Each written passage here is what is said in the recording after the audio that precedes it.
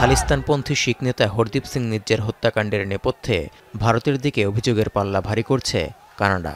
এতে ঘটনার ১৭ মাসেও থামছে না নয়াদিল্লি অটোয়া উত্তেজনা, বরং সময় যত গড়াচ্ছে দুদেশের সম্পর্কে টানাপোড়েন আরও বাড়ছে।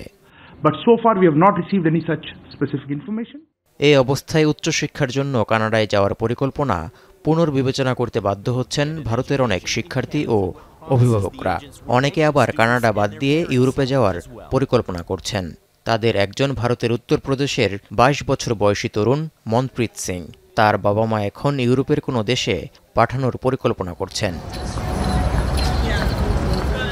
দুদেশের খারাপ সম্পর্কে হাজার হাজার ভারতীয় শিক্ষার্থীদের কানাডা যাওয়ার আকাঙ্ক্ষা এখন হতাশায় রূপ নিয়েছে বলে মনে করেন বিশ্লেষকরা। এর প্রভাবে ধুঁকতে শুরু করেছে ভারতের এডুকেশন অ্যান্ড ইমিগ্রেশন বিষয়ক পরামর্শ কেন্দ্রগুলো। কারণ কানাডায় যেতে আগ্রহী এক একজন শিক্ষার্থীর যাবতীয় প্রক্রিয়া সম্পন্নে ৫০,০০০ থেকে ৫ লাখ রুপি পর্যন্ত ফি নিত প্রতিষ্ঠানগুলো। সেই লাভের অঙ্কে এখন অনেকটাই ভাটা পড়েছে। অথচ যুগের পর যুগ ধরে উচ্চশিক্ষার জন্য কানাডা যেতে মরিয়া ছিলেন ভারতীয়রা।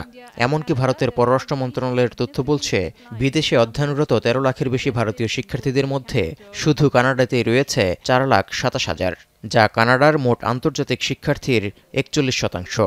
এরপরেই উচ্চশিক্ষার জন্য ভারতীয় শিক্ষার্থীদের পছন্দের গন্তব্য হল যুক্তরাষ্ট্র, যুক্তরাজ্য ও জার্মানি। ভারতীয় শিক্ষার্থীরা কানাডা থেকে মুখ ফিরিয়ে নেয়ার পেছনে দিল্লি অটোয়া উত্তেজনা ছাড়াও কানাডার অভ্যন্তরীণ রাজনৈতিক ও অর্থনৈতিক পরিস্থিতিকেও দায়ী করছে এডুকেশন অ্যান্ড ইমিগ্রেশন বিষয়ক পরামর্শ কেন্দ্রগুলো। আর এসবের জন্যই বর্তমানে কানাডা যাওয়ার প্রবণতা গত বছরের তুলনায় অর্ধেকে নেমে এসেছে বলে দাবি ভারতের এডুকেশন অ্যান্ড ইমিগ্রেশন বিষয়ক পরামর্শ কেন্দ্রগুলোর। এর পরিবর্তে শিক্ষার্থীরা যুক্তরাজ্য, অস্ট্রেলিয়া, দুবাই এবং ইউরোপ সহ অন্যান্য দেশে যাওয়ার পরিকল্পনা করছেন। আর এর জন্যই তাদের আয়ের গতি মন্থর হয়ে পড়ছে। ইতিমধ্যে বেশ কয়েকটি পরামর্শদাতা প্রতিষ্ঠান তাদের কার্যক্রম বন্ধ করতেও বাধ্য হয়েছে।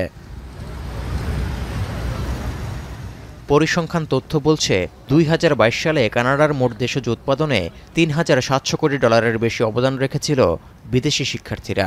এখন ভারতীয় শিক্ষার্থীরা যেই হারে কানাডা বিমুখ হয়ে পড়ছেন, তাতে আন্তর্জাতিক শিক্ষার্থী খাত থেকে হওয়া অটোয়ার আয়েও ভাটা পড়ার শঙ্কা বাড়ছে বলে মত বিশ্লেষকদের।